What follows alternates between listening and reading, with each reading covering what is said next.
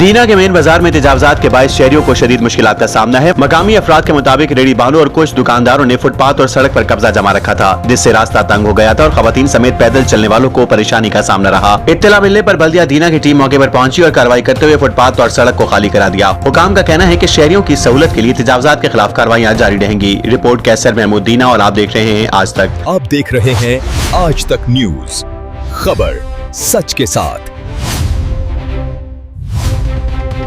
दीना इंतजामिया बेबस, मेन बाजार दीना पर तजावजात माफिया का राज।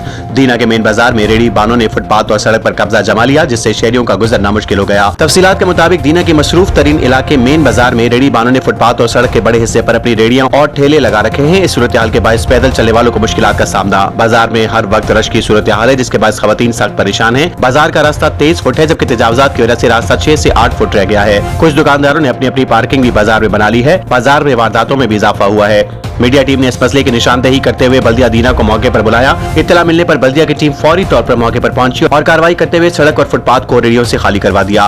बल्दिया हुकाम का कहना था कि शहरियों की सहूलत के लिए फुटपाथ और सड़कों पर कब्जा किसी सूरत बर्दाश्त नहीं किया जाएगा और आइंदा भी इसी तरह की कार्रवाइयां जारी रहेंगी।